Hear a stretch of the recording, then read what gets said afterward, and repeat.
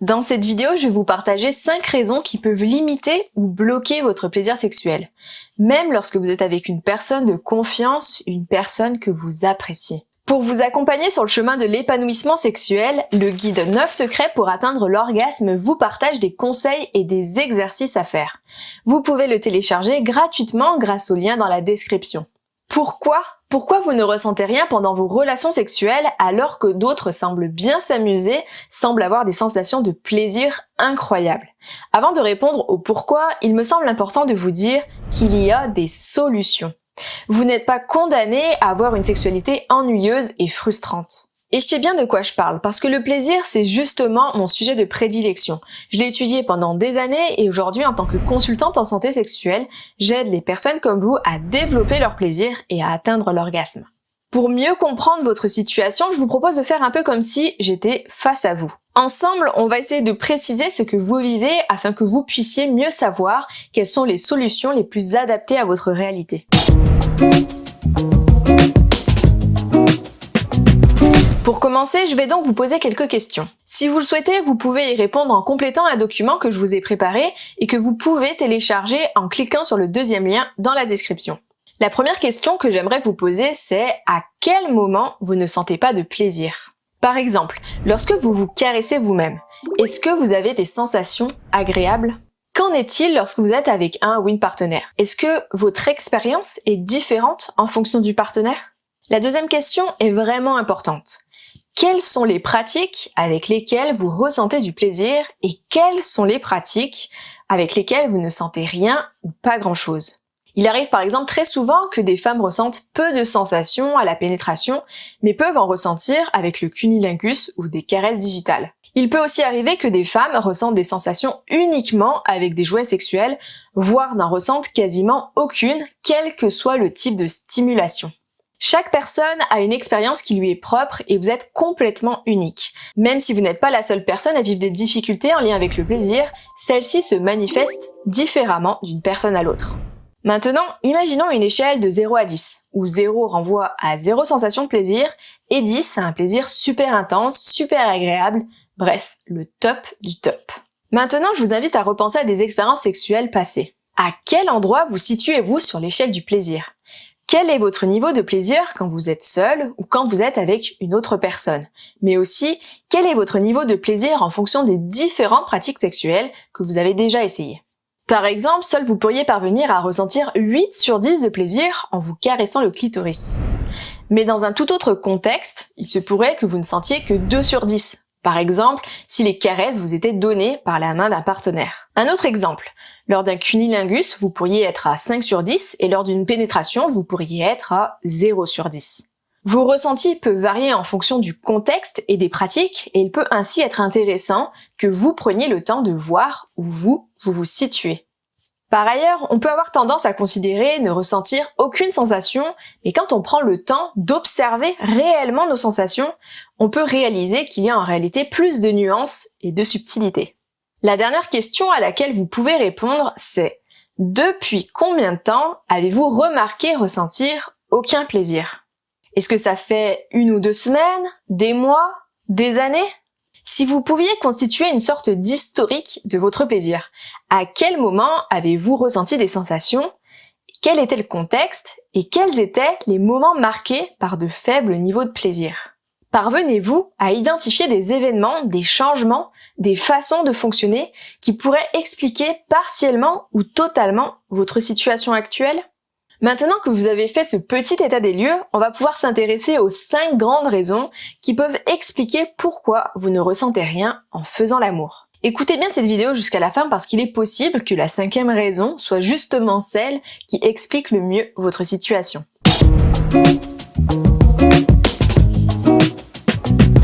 Un jour, une femme, appelons-la Justine, ne ressentait pas de plaisir avec son partenaire qu'elle aimait pourtant beaucoup. Elle ne comprenait pas et culpabilisait. En creusant un peu, Justine s'est rendue compte qu'elle avait peur d'être ridicule. Elle avait peur qu'en se laissant aller à la jouissance, qu'elle ferait des grimaces et que du coup, son partenaire la juge négativement. Et cette peur du ridicule, l'empêchait d'être pleinement détendue et présente à ses sensations. Plutôt que d'être centrée sur elle, Justine était ailleurs. Elle était dans ses pensées et dans son émotion de crainte, de peur d'être mal jugée. Pour la plupart d'entre nous, la sexualité est un domaine dans lequel on peut se sentir très vulnérable. D'une part parce que nous sommes nus et pas forcément très à l'aise avec notre corps, et d'autre part parce qu'on peut se sentir inconfortable avec la sexualité en elle-même. Durant notre enfance et notre adolescence, nous avons tous été confrontés à des images ou à des messages qui étaient parfois positifs, parfois négatifs et parfois ils étaient même contradictoires. Dépendamment des messages auxquels on a été exposé, de leur contenu, de leur fréquence, ceux-ci ont pu s'intégrer à l'intérieur de nous au point d'avoir une influence encore aujourd'hui sur nos processus physiologiques automatiques du plaisir. Rappelez-vous, quelle était la place de la sexualité dans votre famille ? Était-ce un sujet dont vous parliez assez librement ou était-ce plutôt un sujet tabou, un sujet gênant dont personne ne parlait ? Imaginez maintenant si vous aviez été dans une famille ouverte, une famille où vous pouviez parler de sexualité avec autant d'aisance que vous pouvez parler de nourriture, de sport ou de musique.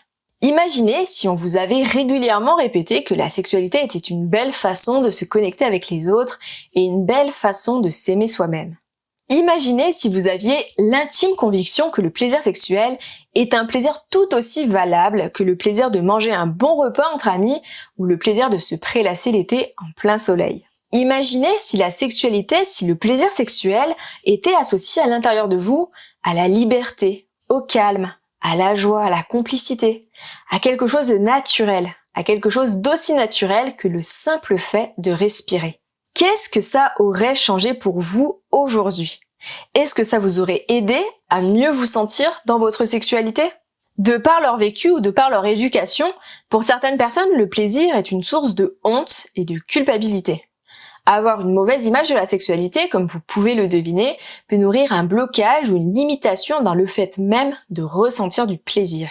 Par ailleurs, on peut avoir peur du jugement des autres, et notamment celui de notre partenaire. Le plaisir peut ainsi être le symbole du péché, du mal, du danger, donc le symbole de ce qu'il ne faut pas faire. Si l'éducation peut clairement façonner notre rapport à la sexualité, il est loin d'être le seul à en limiter l'expression.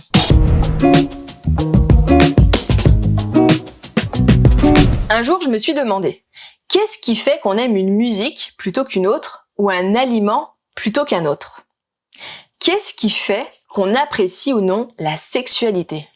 Pour répondre à cette question, je vais vous raconter un bout de ma propre histoire. Quand j'étais au début de l'âge adulte, j'ai découvert la cuisine indienne et la cuisine chinoise. Et par là même, j'ai découvert une herbe très utilisée dans ce type de cuisine et que je trouvais dégueulasse. Cette herbe, je ne sais pas si vous la connaissez, c'est la coriandre. À cette époque, j'habitais à Lyon et j'avais des amis qui adoraient cette herbe et donc ça m'arrivait régulièrement de manger des plats qui en contenaient. J'aurais pu ne pas en manger, mais en fait, dans mon éducation, j'ai appris à manger des choses même si je ne les aimais pas.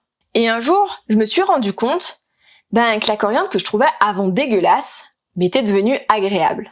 Je dirais même que la coriandre avait pour moi très bon goût, au point où je me suis mise à en acheter moi-même pour les mettre dans mes recettes. Qu'est-ce que cette histoire peut bien vous apprendre sur le plaisir sexuel ? Eh bien en fait, cette histoire me permet d'illustrer un mécanisme de notre cerveau qui est que plus on est exposé à un aliment, à un type de stimulation, et plus on peut être amené à l'apprécier grâce au pouvoir de l'habituation. Une des choses qui peut donc expliquer pourquoi vous n'avez pas ou peu de sensations, ça peut être la méconnaissance du fonctionnement de votre corps, le manque de stimulation et le manque de pratique de la sexualité. Vous aussi, vous avez peut-être entendu dire que votre plaisir viendra avec l'expérience. Il y a bien sûr une part de vrai dans cette phrase. Plus vous vous toucherez et plus vous mettrez les chances de votre côté pour développer votre sensibilité. Mais d'autres obstacles peuvent se mettre au travers de votre chemin. Il nous en reste encore 3 à explorer.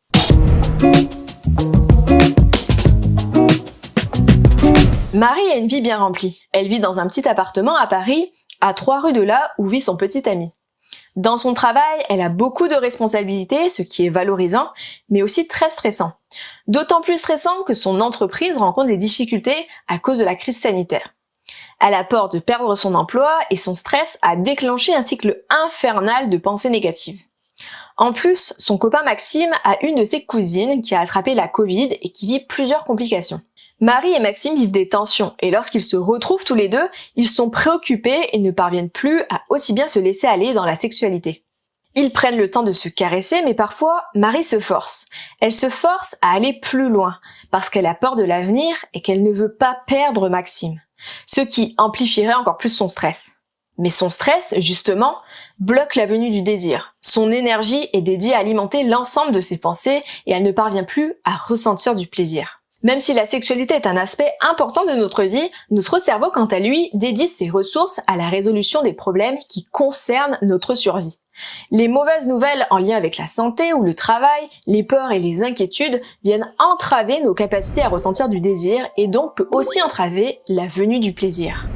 Dans votre situation, pensez-vous que le stress et l'anxiété peuvent expliquer une partie de vos difficultés?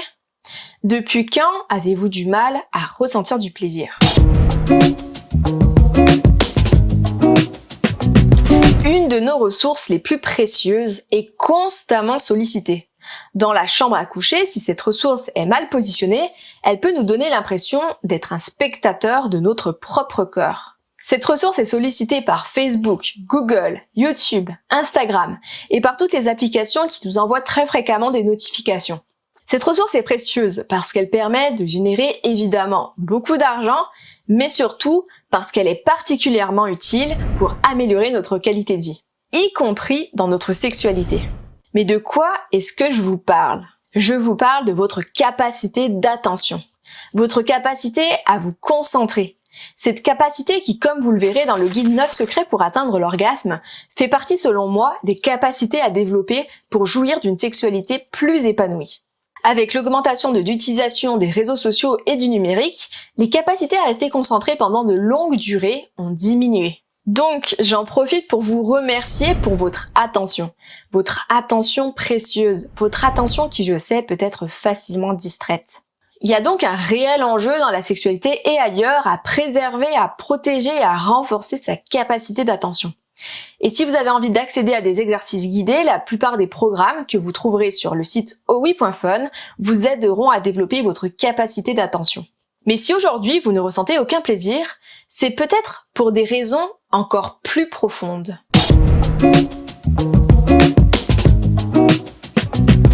Gaëlle était une jeune fille très curieuse.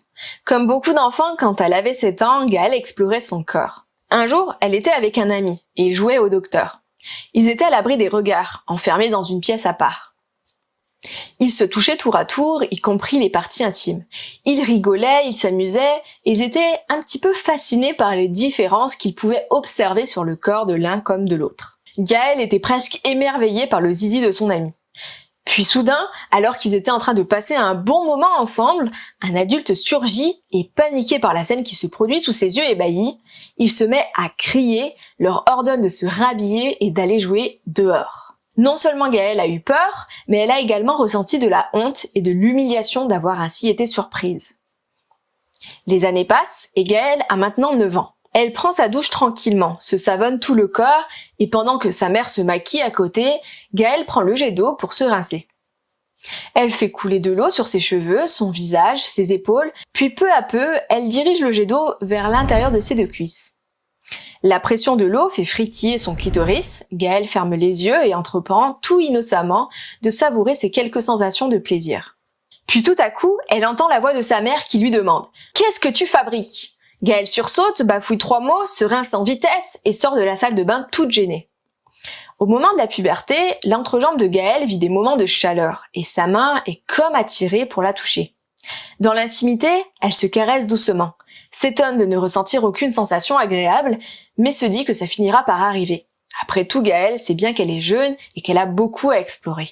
Adolescente, Gaëlle a 15 ans et un week-end d'été, elle est invitée chez une amie qui fête son anniversaire. Gaëlle se retrouve ainsi dans une maison en campagne avec des filles et des garçons de son âge. La soirée est alcoolisée et les jeunes deviennent de plus en plus désinhibés. À un moment, Gaëlle se rapproche d'un garçon avec qui elle partage quelques baisers. Mais elle ne désire pas aller plus loin. De son côté, le garçon a d'autres idées derrière la tête. Il a envie d'avoir des expériences sexuelles pour impressionner ses copains. Il se montre alors particulièrement insistant avec Gaëlle qui, sous l'effet de l'alcool et de la fatigue, ne parvient pas à honorer sa propre volonté. Elle cède en espérant qu'il la laisse tranquille, mais une fois qu'il a obtenu ce qu'il a tant convoité, il allait s'en vanter auprès des autres jeunes de la soirée. Puis dans la nuit, pendant que Gaëlle dormait, il s'est couché près d'elle et a caressé l'intérieur de ses cuisses. Gaëlle fut étonnée de ressentir tant de sensations agréables alors même qu'elle ne voulait plus rien savoir de lui. Après cette soirée, Gaëlle était confuse, se sentait honteuse et humiliée. À 24 ans, Gaëlle a eu plusieurs opportunités d'avoir des relations sexuelles saines avec d'autres personnes. Elle ne parvient toujours pas à ressentir de plaisir, ni avec elle-même quand elle est seule, ni avec un partenaire de confiance.